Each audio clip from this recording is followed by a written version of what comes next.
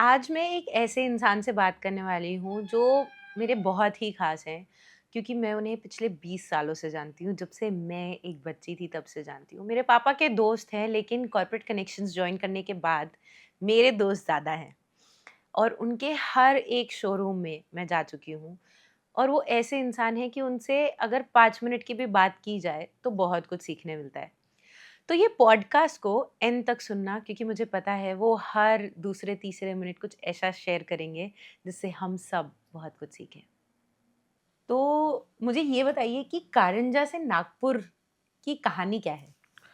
देखिए, कारंजा के पास में एक धावसा करके गाँव है, बहुत ही स्मॉल सिटी है एंड हुँ, सिटी में गाँव है 50 घर वगैरह आस-पास होंगे। मैं 4th तक वहाँ स्टडी किया और फिर एक साल कन्नौर हॉस्टल में गया। फिर चाचा को कोई लड़के की ज़रूरत थी कि काम भी कर बेटा और साथ में पढ़ाई भी कर। तो उन्होंने मुझे नागपुर बुलाया सीख से, तो मैं नागपुर आया।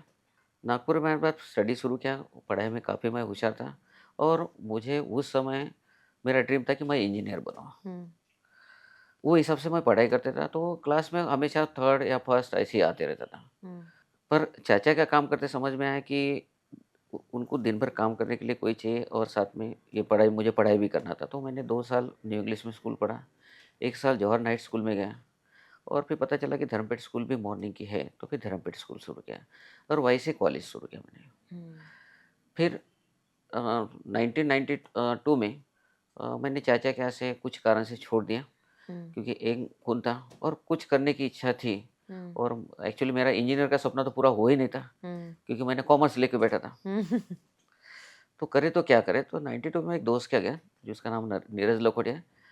साल भर उनके यहाँ गया और वो पूरा वो बिज़नेस कम्युनिटी से बिलॉन्ग करते हैं, तो बिज़नेस ही था, तो जॉब का तो यही था ना। तो एक दिन मैं बोला इनके यहाँ कब तक रहूँगा? हुँ, क्योंकि अपना भी तो कुछ कब का वजूद होना चाहिए। तो 92 में मैं चाचा के यहाँ से नीरज लखोटिया के गया और उनके यहाँ भी ऐसी परिस्थिति कुछ ये नहीं थी कि फाइनेंशियल कुछ स्ट्रॉन्ग नहीं थे। तो हम लोग साइकिल पर डबल सीट जाना क्योंकि एक ही साइकिल थी हम दोनों के पास में। पान भी खाना तो आधा-आधा खाना। तो और उनके यहाँ पर कैसा उनकी मम्मी टिफ़िन वगैरह बनवाती थी। हुँ, तो टिफ़िन हम मेयो हॉस्पिटल में डॉक्टर लोगों को पहुँचाने जाते थे। हुँ, टिफ़िन पहुँचा के आते थे, अपने खुद के कपड़े खुद धोते थे, हर चीज़ हम लोग खुद ही करते थे। हुँ, फिर 6 महीने रहा उनके यहाँ, मैंने सेकंड ईयर का एग्ज़ाम दिया। उसके बाद मेरे दिमाग में आने लगा कि अपन कब तक इनके यहाँ रहेंगे, अपने को तो कुछ करना पड़ेगा। हुँ, इसलिए बोला चलो एक छोटा-मोटा जॉब तो ढूँढ लेते, कम से कम अर्निंग तो शुरू हो जाएगी क्योंकि पैसे थे ही नहीं। हुँ, फाइनेंशियल पोज़ीशन घर से बिल्कुल ज़ीरो थी। हुँ, यानी ये समझ कि खाने के लाल ही थे हुँ, घर पर। हुँ, तो मैं जॉब के लिए निकला, उनकी साइकिल ही लिया मैंने, साइकिल भी ली परचेज़ नहीं किया था। और निकलने के बाद फिर अ, हनुमान गली में आया। हनुमान गली में सिरासराव काका थे। हुँ, वो बोले, "कहाँ जा रहा तू?" हुँ, एक्चुअली वो मेरे दोस्त के आजू-बाजू थे। हुँ, तो मेरे को हमेशा मैं स्कूल से आता था, कितने मार्क मिले, क्या मिले, तो उनको कुछ ख्याल रहा कि इसका स्टडी वगैरह कैसा है। हुँ, तो मेरे को बोले, "कहाँ जा रहा है?" तो बोला, "नाना मैं जॉब ढूँढने जा रहा हूँ।" "पागल है क्या? जॉब काहे के लिए ढूँढता?" बोले, "ये जो 5 बाय 6 की दुकान है ना, तेरे चाचा की दुकान थी बोले 10 साल पहले। हुँ, क्यों नहीं वहाँ बैठता बोले खुद का करना?" बोला, हुँ, "च नाना मेरे पास पैसे नहीं है।" हुँ। "कोई बात नहीं पैसे कितने हैं तेरे पास?" बोले, बड़े मुश्किल से सब करके मेरे पास 10,000 रुपए थे। लेकिन तब के ज़माने में 10,000। हाँ, 10,000 थे। हाँ। अब उसमें किराए का जो दुकान लेना उनको भी 500 रुपए डिपॉज़िट देना था। हुँ, तो उस ज़माने में वो 500 रुपए मैंने डिपॉज़िट दिया और 500 रुपए किराया था, हुँ, ले लिए। फिर कुछ सामान परचेज़ के लिए जैसा एक ज्वेलरी की कारीगर मुझे आती थी क्योंकि मैं चाचा के यहाँ दिन भर जब काम करता था, तो ज्वेलरी कैसी बनती और इसका मैनेजमेंट कैसा होता, ये मुझे सब चीज़ें पता थी, हुँ, पर प्रैक्टिकली नहीं आता था। हुँ, तो मैंने धीरे-धीरे ये समझ सीखा कि कैसी बनती कारीगर, हुँ, तो फिर 6 महीने मैंने लेट दुकान शुरू किया। हुँ, पहले कारीगरी सीख गया थोड़ी-सी हुँ, हुँ, और फिर स्टार्ट किया एक टेबल, एक हथौड़ा और जो कैंची हुँ, और ज्वेलरी तो कुछ था ही नहीं, इन्वेस्टमेंट ज़ीरो ही था हुँ, क्योंकि पैसे खत्म हो गए थे सब चीज़ों में। हुँ, स्टार्ट किया, फिर नाना एक-एक कस्टमर को मुझे बुला के देते थे, हुँ, ये राजा बहुत अच्छा काम करता है। तो लोग अपना सोना लेके आते थे और मुझके ज्वेलरी मैं बना के देता था। हुँ, अब मुझे ज्वेलरी उतना कमांड नहीं थी, हुँ, तो मैं क्या करता था सुबह 7 बजे सॉरी कारीगर को बुलाता था हुँ, और 7 बजे बुला के क्योंकि उसको कहीं और जॉब करता था वो। हुँ, तो मेरे को जॉब रखने के लिए उसके पास पैसे तो नहीं थे मेरे को देने के लिए। तो उसको 7 बजे बुलाता था और जॉब करने लगाता था कि ये भाई ये मेरे को अंगूठी बना दे, कान के बना दे, ये मेरे को देना है। तो 3 घंटे बैठ के वो काम करता था और मैं सुबह 7 बजे से रात को 10 बजे तक वो दुकान में बैठता था। बाप रे।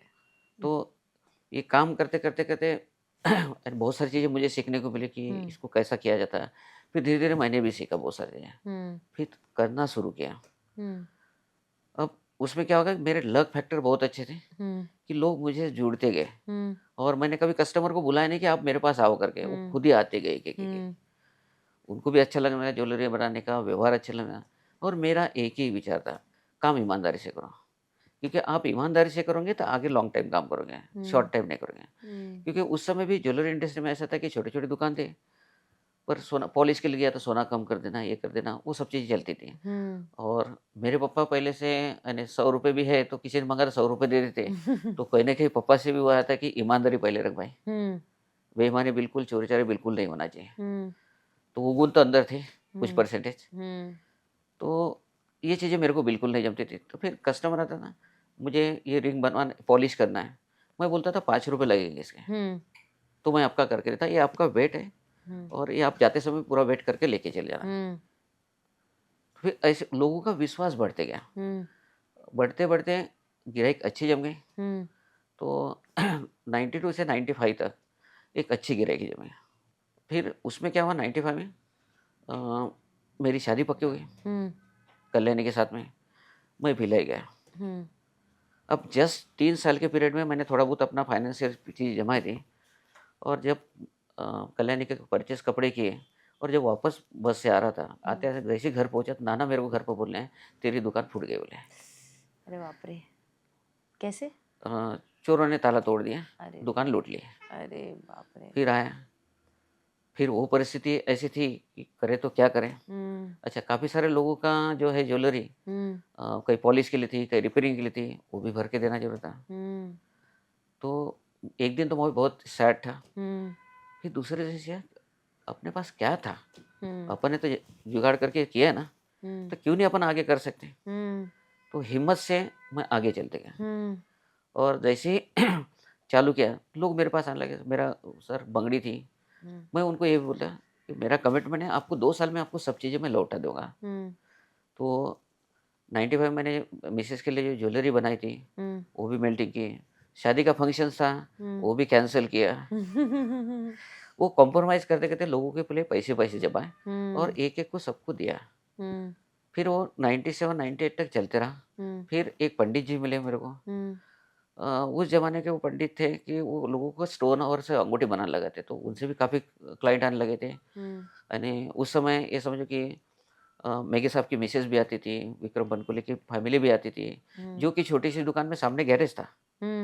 वो धुआँ छोड़ता था, वो इधर ग्राहक बैठे थे, बाहर रोड पर चेयर लगा के रखा था उसने, क्योंकि 30 स्क्वायर फीट में कोई बैठ नहीं सकता। हाँ। तो इतने अच्छे चले 98 में फिर ऐसे प्रॉब्लम आना शुरू हुए। तो वो कुछ भी काम करता था, तो कोई चोरी का निकलता था, कोई कुछ निकलता था।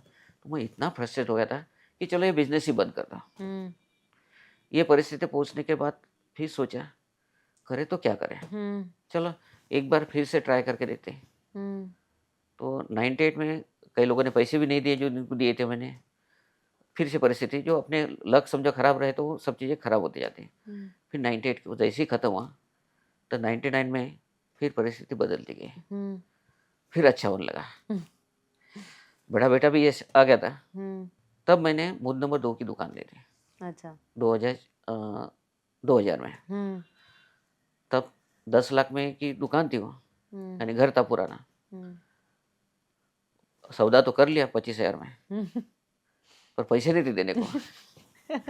फिर करें तो क्या करें? तो कुछ दोस्तों से लिया।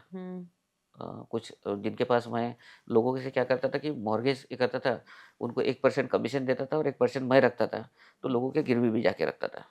तो फाइनेंस से मेरे को पता था कि इसका व्यवहार कैसा है, तो उन्होंने थोड़े 2-3 लाख की मदद की। फिर बैंक के पास गया, बैंक ने बोला तेरे को 50,000 के ऊपर मिल नहीं सकता लोन, क्योंकि बैलेंस शीट थी नहीं वैसे प्रॉपर। तो बहुत सारे बैंक घूमा, कोई 1.5 लाख तक पहुँचा और मुझे तो देना था 7 लाख रुपए।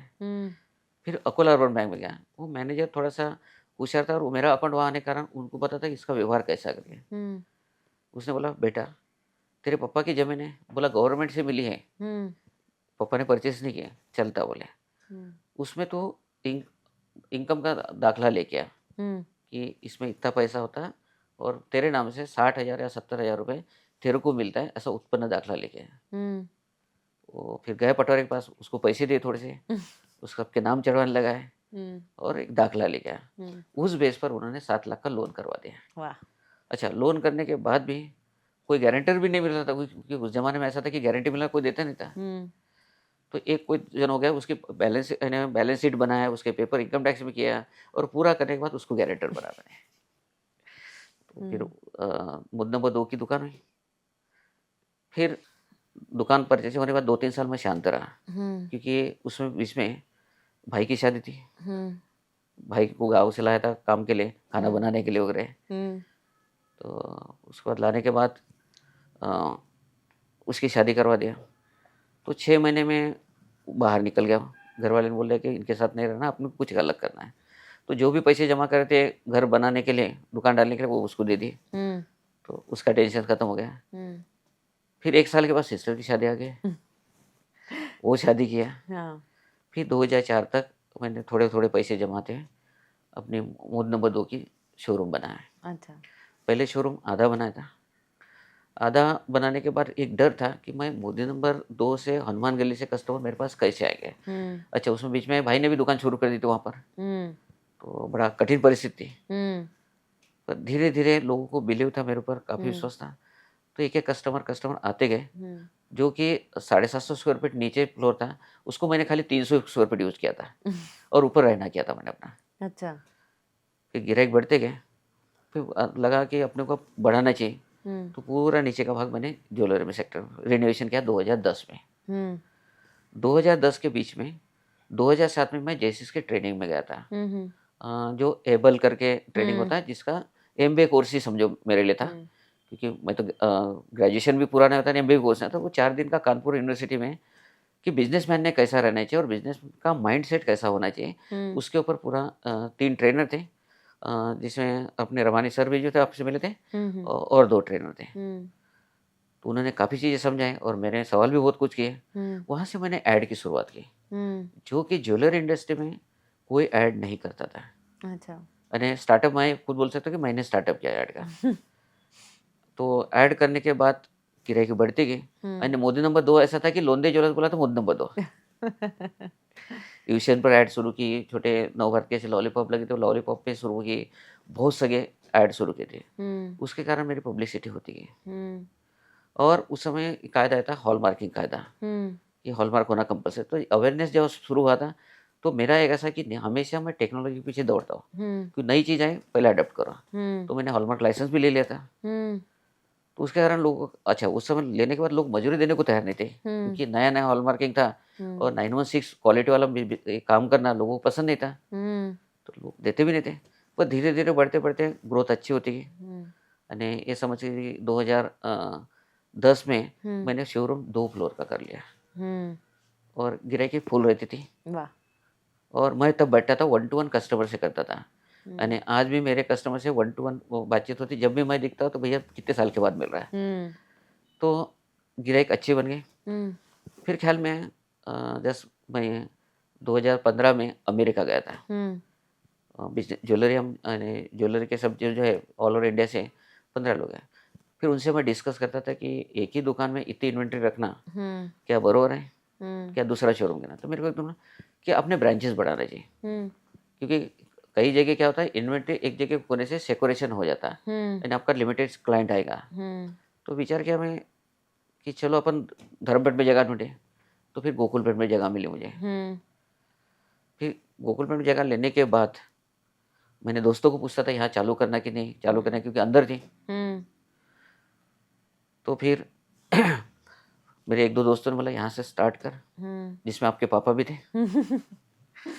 तो बोला चलो काम शुरू करते हैं। तो हुँ, 2017 में वो शोरूम शुरू किया मैंने। हुँ, वहाँ भी लकीली अच्छा रिस्पॉन्स मिलने लगा। हुँ, तो उसके बाद मेरा 2010 से 2017 में मेरी कंटिन्यू ग्रोथ हो रही थी, यानी कोई कमी नहीं थी पीछे झुकना, क्योंकि मेरा जो कार्यकाल खराब था वो 22-23 साल का था स्टार्टअप का।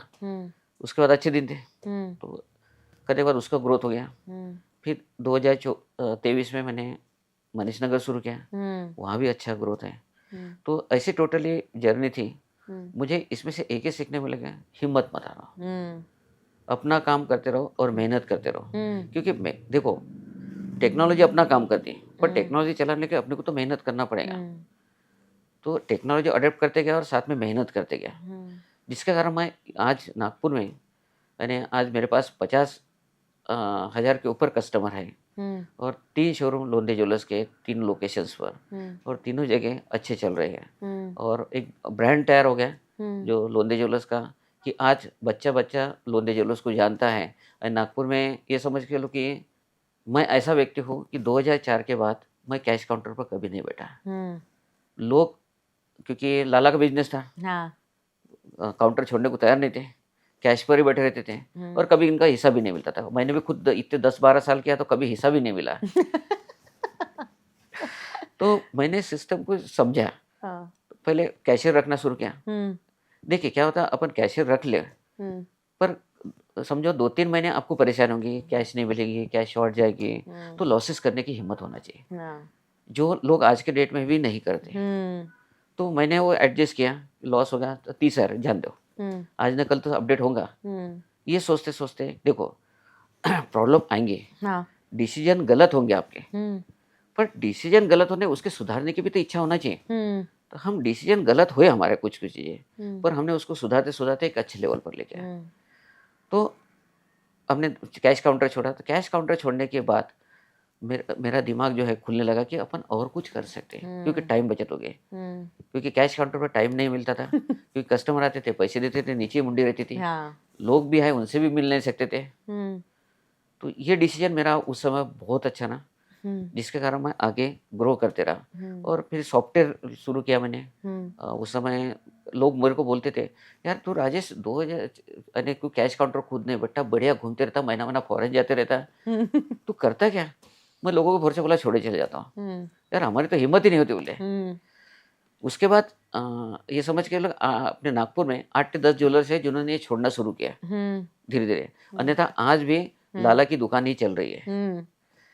तो इससे मेरा एक फायदा हुआ कि मैं टोटल फ्री हो गया, और आज टोटली मैं टेक्नोलॉजी पर काम कर रहा हूँ। यानी 2015 में सॉफ्टवेयर शुरू किया, सॉफ्टवेयर से सब बिलिंग बनना शुरू हुआ, हर काम पक्के में करना शुरू किया।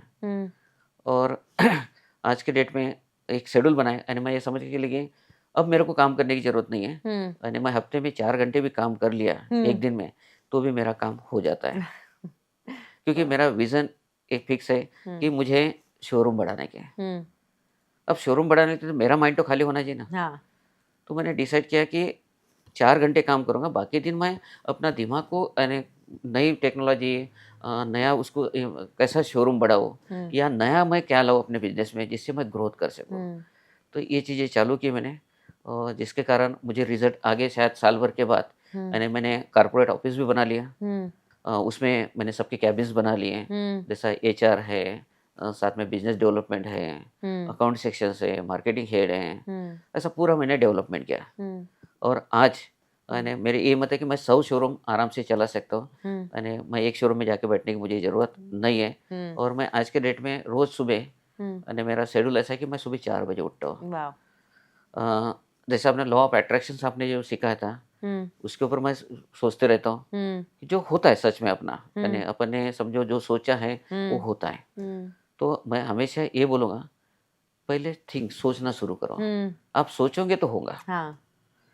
तो हमने सोचना शुरू किया, और मैं सुबह ही पूरे काम निपटा लेता हूँ, और साथ में फिर गार्डन भी जाता हूँ, घूम के भी आता हूँ, साइकिलिंग भी करता हूँ, स्विमिंग भी करता हूँ, एंड मैं अपने लिए देखो एक बिजनेसमैन ने हमेशा फ्री रहना चाहिए, वो अपनी लाइफ जिए, पैसा क्यों कमाता है, अपने लाइफ की जिए। वो समझो कंटिन्यू बिजी रहा तो क्या पैसा काम का। तो मैंने अपने लाइफ को सोटे हुआ कि संडे अपने फैमिली को देना, सैटरडे अपने दोस्तों को देना, बाकी दिन शोरूम खाली घूम के आने का 1-1 घंटा। खाली मंडे काम करता हूँ, हाँ। और मंडे ऐसा ज़्यादा काम रहा तो ये समझ के चले कि मैं अ, दिहाड़ी मजूर बन जाता हूँ उस दिन के लिए, पर पूरा काम करूँगा। अच्छा।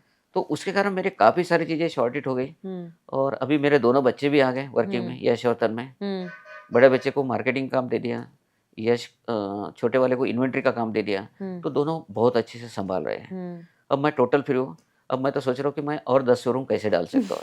वाह! और मेरा टारगेट है कि मेरा 2028 तक 1500 करोड़ का मेरा बिज़नेस हो जाना चाहिए, वाओ! और आगे मेरा ये है कि आने वाले समय में आईपीओ में भी जाऊँ, क्योंकि हुँ, मुझे पैसा चाहिए तो मेरे को जाना ही पड़ेगा। हाँ। तो ये सब चीज़ें प्रोसेस में चालू है मेरे, हुँ, और धीरे-धीरे शायद मैं इस चीज़ को जिन मैं सोचा है कि उतना करूँगा, हुँ। शायद अचीव कर लूँगा।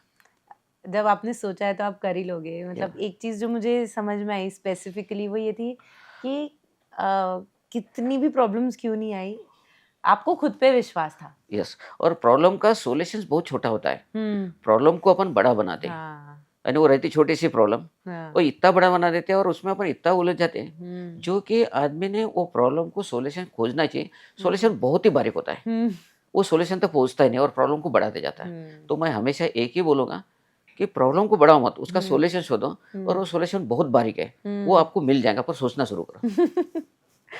तो अ, बहुत ही इंटरेस्टिंग कहानी मतलब वैसे तो मैं आपको बहुत सालों से जानती हूँ लेकिन पहली बार मैंने आपकी पूरी जर्नी सुनी है और जहाँ से जिस ग्राउंडेड जगह से आप आए हो अभी भी आप वहाँ से जुड़े हुए हो ऐसा नहीं कि अब कारोबार बड़ा हो गया है तो हमारे में भी बहुत ईगो आ गया है एंड बहुत ही ओपन हो आप to also share with other people कि आप कैसे कर रहे हो क्या कर रहे हो ये तो हम एक्सपीरियंस करते ही हैं पिछले 2 सालों से और जितने करीबी से आपको जानते हैं तो। तो और बहुत ये भी मुझे सुन के बहुत ही अच्छा लगा कि सब चीज़ पे बराबर फ़ोकस है, अपने हेल्थ पे भी फ़ोकस है, ग्रोथ पे भी फ़ोकस है, एक्जिस्टिंग बिज़नेस पे भी फ़ोकस है। और बहुत ही कम लोग मैंने देखा है नागपुर जैसे शहर में ये सोचते हैं कि हाँ यार गल्ले से उठ के अपन को बाहर निकलना है। नहीं तो लोग ये सोचते हैं कि जितने मेल्स हैं घर में, उतने शॉप्स रहे, कि ताकि हर एक गल्ले पे एक इंसान रहे। और आपने जैसे बताया कि क्योंकि आप वहाँ नहीं बैठते हो, तो आप इसलिए आप बहुत फ्री हो, सिर्फ़ अपनी लाइफ़ एन्जॉय करने के लिए ही नहीं, लेकिन बिज़नेस ग्रोथ के बिल्कुल। बारे में भी सोचने के लिए। अदरवाइज़ आप सोच कैसे पाओगे? अगर आप गल्ले पे ही बैठे रहोगे, कस्टमर आके कैश देते रहेंगे, आप लेते रहोगे। तो थैंक यू हम सबके साथ ये शेयर करने के लिए।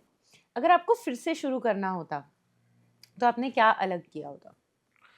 देखिए, मैंने बिज़नेस में इतनी सारी चीज़ें ये क्योंकि मैक्रो मैनेजमेंट करते-करते मुझे सब चीज़ें अभी आ गई, और मुझे कोई बोला कि अब शुरुआत आप करो, तो मैं अभी जो छोटा बिज़नेस कर रहा था, मैं इसको बड़े लेवल पर लेके जाने को करूँगा, बड़े इंडस्ट्री में जा सकता हूँ, हुँ, या फिर इससे ज़्यादा है नहीं, समझो आज मेरा 100 करोड़ का बिज़नेस है, तो मैं हो सकता है कि 1000 करोड़ की तरफ ख्याल दूँगा। हुँ।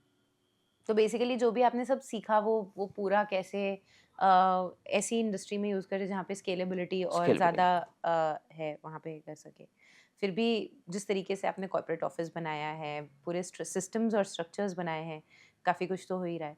जब बच्चे बिज़नेस में आ रहे थे, तो क्या चैलेंजेस आ रहे थे या क्या इंटरेस्टिंग चीज़ें आ रही थी? हाँ, उसमें क्या हो रहा था, मेरी थ्योरी थोड़ी-सी अलग थी, हुँ, और बच्चे नई जनरेशन्स के, हुँ, पापा ये माल नहीं चलता, हुँ, पापा ऐसा किसी को डाँटो मत आप, हुँ, तो बहुत सारी चीज़ें चैलेंज है। हुँ, तो मैंने धीरे-धीरे क्या किया, बच्चों को बोल दिया कि आप अपने हिसाब से चलाओ। हुँ। अब उनको ख्याल में आ गया पापा बरोबर थे, कि कहीं न कहीं अपन जो सॉफ्ट कॉर्नर चलते हैं, क्योंकि इंडियन मेंटालिटी जो है थोड़ी-सी यानी ये बोलूँगा कि उनको समझो टारगेट दिया कि ये करना है, हुँ, पर जब तक उनको आप पूछोगे ना वो टारगेट कंप्लीट ही नहीं करते। हुँ, उनके पीछे लगा रहना पड़ता है कि हुआ क्या भाई 2 दिन बाद, 3 दिन बाद। हुँ, हुँ, और न्यू जनरेशन ये क्या सोचते हैं कि हमने आपको काम दे दिया, हुँ, ये पूरा करके देंगे। हुँ, पर मेरे ये ख्याल में है कि ऐसा होता नहीं अपने इंडिया में, हुँ, पूरे काम नहीं होते, हुँ, जो अपने को बार-बार उसको रिमाइंड करना पड़ता है कि ये हुए कि नहीं। हुँ, तो ये उनको ख्याल में ला के दिया, तब हुँ। वो भी थोड़ा-सा फ़ॉलो अप करते हैं।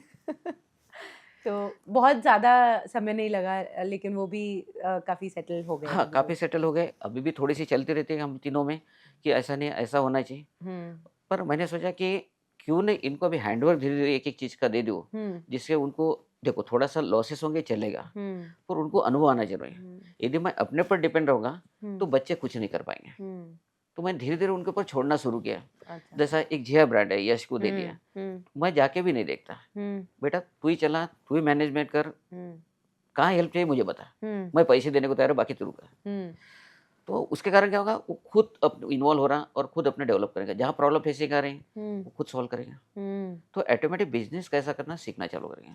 सही बात है। और तन्मय का भी हुआ कि आप इन्वेंटरी देखो। हम्म वो बोलता पापा ये 6 महीने हो गए, ये चल रहा नहीं, अभी गला डालो। हम्म बेटा साल 2 साल रुक, 6 हम्म महीने तो हम्म हो गए। तो उनके अंदर, नए जनरेशन के अंदर इंस्टेंट पैसे कमाने को देखना है हम्म कि मुझे आज ही करोड़पति बनना है। हम्म पर ऐसा पॉसिबल नहीं है हम्म कि आपको स्टेप बाय स्टेप ही चढ़ना पड़ेगा। हम्म और स्टेप बाय स्टेप चढ़ने के बाद ही आपके पास इनकम शुरू होगी। आप हम्म बेस ही पक्का नहीं करोगे और मुझे आज करोड़पति बनना है, तो ये पॉसिबल नहीं है। हम्म तो आपको मेहनत करना पड़ेगा। हम्म मेहनत के साथ में आपको प्लानिंग करना पड़ेगा, हम्म उसके एग्जीक्यूटिव करना पड़ेगा। ये नहीं करोगे तो आप आगे नहीं जा सकते। हम्म। कितनी अच्छी बात बोली। और एक्चुअली जो मतलब मैं भी बोलूँगी, मैं भी नई जनरेशन में ही हूँ वैसे लेकिन हम सब में एक वो है कि बस जल्दी से जल्दी ओवरनाइट कैसे हम ज़्यादा से ज़्यादा पैसे कमा लें, और ज़्यादातर लोगों के उसमें डूबते ही हैं। डूबते हैं।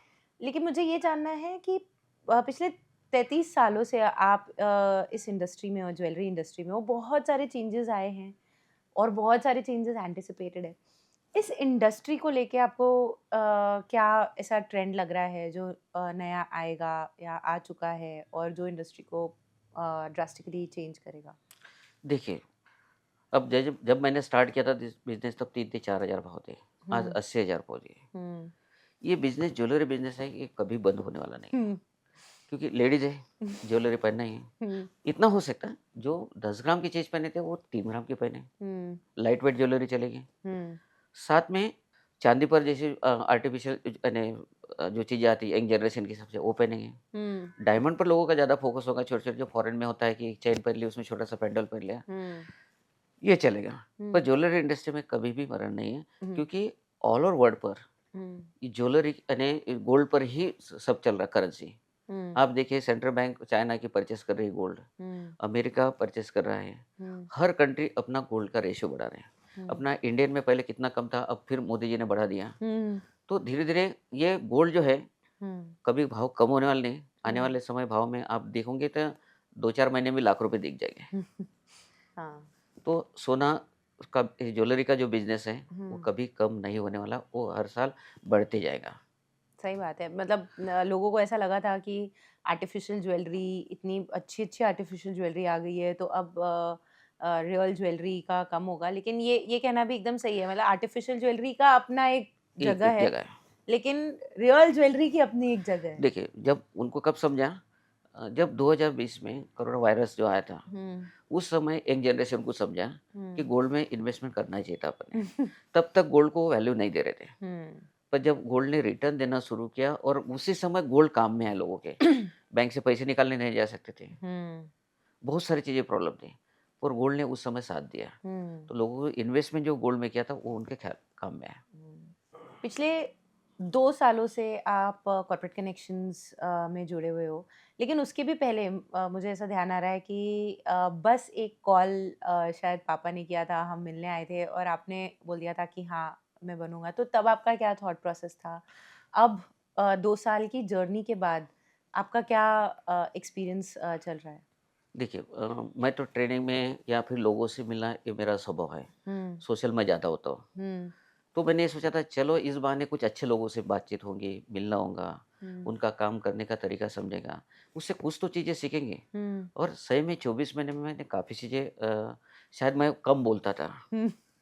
ये बोल सकता हूँ। हाँ, पर लोगों को देखते-देखते, यानी आज भी मैं लोंदे ज्वेलर्स के बारे में कम ही बोलता हूँ, हाँ। कि मुझे लगता है लोंदे ज्वेलर्स बोलने की क्या ज़रूरत है, इतनी ऐड कर लिए, सब कर लिए, तो भी मैं हुँ, अभी बोलना शुरू किया। हुँ, इससे ये सीखने को मिला कि एक तो बोलने का प्लेटफ़ॉर्म मिल गया। हुँ, दूसरा सेकंड चीज़, लोगों के विज़न समझ में आए हुँ, कि वो क्या सोचते हैं हुँ, और अपन क्या सोचते हैं। हुँ, तो एक माइंड जो है खुलने का है, वो माइंड खुल गया। हुँ, उसके बाद भावेश ने गोल सेटिंग बताया था, एक हुँ, बहुत अच्छा मेरे लिए सीखने लगे हुँ, कि वो शायद मैंने वो पार्ट नहीं किया था। हुँ, तो गोल सेटिंग समझ में आए। हुँ, उसके बाद आपने भी मुझे लॉ ऑफ अट्रैक्शन बताया था, हुँ, वो भी मुझे सीखने लायक थी। हुँ, और कई लोगों से नेटवर्किंग में मिला मैं, हुँ, उनसे कहीं न कहीं एक-एक चीज़ें सीखने को मिली, हुँ, जो मैं अप्लाई कर रहा हूँ। जैसे हुँ, कॉर्पोरेट ऑफ़िस का कांसेप्ट भी मैंने समझो इसी हुँ। से किसी से लिया हुआ है। अरे वाह! बहुत ही तो ये बढ़िया। चीज़ें मेरे से मैं तो सीखने के लिए सीसीसी जॉइन किया, हुँ, बिज़नेस मिले ना मिले, हुँ, पर मुझे पता है कि मैं खुद यदि डेवलप हुआ तो मैं बिज़नेस लाऊँगा। हुँ, कैसे? वाह! बहुत ही बढ़िया। और 54 बोलूँ ना, हाँ, चलेगा ना? बिल्कुल। हाँ।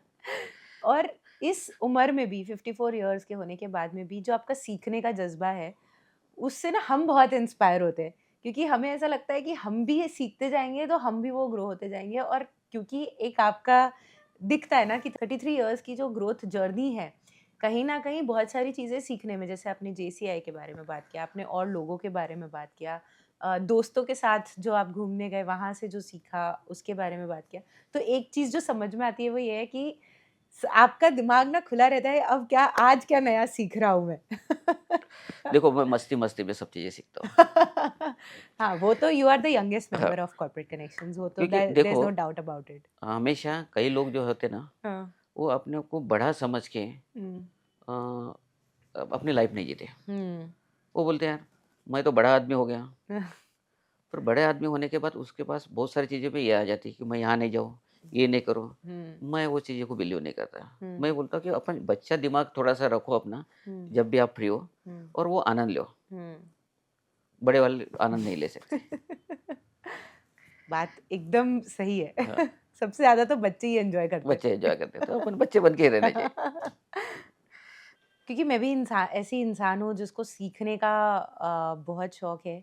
तो बहुत सारी चीज़ें हैं जो मैं सीखती रहती हूँ आपसे, सिर्फ़ अभी के कन्वर्सेशन में ही नहीं, लेकिन क्योंकि हम सेम फ़ोरम में हैं तो वहाँ पे। और ये चीज़ समझ में आती है जो आप में करेज है कि ट्राई तो करो। और वो जो आपका एक स्टेटमेंट था ना कि जो हम डिसीजंस लेंगे उसमें से कुछ तो गलत होंगे ही। और अगर हम इस माइंडसेट से लेके हाँ ठीक है गलत होंगे लेकिन उसका भी सॉल्यूशन मिल जाएगा, तो एनीवे गलतियां तो हम करने ही वाले हैं। इस माइंडसेट से जब हम करते हैं तो उससे हम और ज़्यादा बोल्ड होके कुछ और स्टेप्स ले सकते हैं, जिसकी वजह से हमारे जो रिटर्न्स हैं फिर वो भी हमें वैसे दिखते हैं। तो थैंक यू सो मच आपके बारे में शेयर करने के लिए। और मुझे एक्चुअली शुरुआत में ऐसा लगा था कि आप बहुत कम बोलते हो, मुझे बहुत सारे सवाल पूछने पड़ेंगे, लेकिन मुझे बहुत अच्छा लगा ये देख के कि मुझे बहुत कम बोलना पड़ा। और आपने जो सब चीज़ें हमारे साथ शेयर की कि हमें all aspects of our life cover करना है, क्योंकि जीना भी यहीं पे है, कमाना भी यहीं जी, पे है और उसको खर्च भी यही करना है। सिर्फ एग्ज़ैक्टली। कमा के और उसको जमा करके तो क्या कर लेंगे। और मुझे ऐसा लगता है कि मैं भी बहुत सही इंसान हूँ आपके साथ ये पॉडकास्ट इंटरव्यू लेने के लिए, क्योंकि एक तो आप हो भी इसी बिजनेस में जहाँ पे लेडीज़ का काम है, और मैं भी ऐसी इंसान हूँ जो खर्च करने में ही, तो आई एम श्योर मतलब भावेश को थोड़ा ऐसा लगेगा अरे फिर कहाँ पे ये टॉपिक शुरू कर दिया। But thank you so much and I hope, and जो भी लोग ये देख रहे हैं और यहाँ तक देख चुके हैं, आई एम श्योर आप लोग भी ये देखेंगे कि सिर्फ एक ही नहीं, बहुत सारी चीज़ें हैं जो हम इनसे सीख सकते हैं। पूरे कॉन्वर्सेशन से जो एक चीज़ मैंने समझी और एक कोट जो एकदम ही एप्ट है इनके लिए, that is develop a passion for learning and you will experience that you never cease to grow. Develop a passion for learning and you will never cease to grow.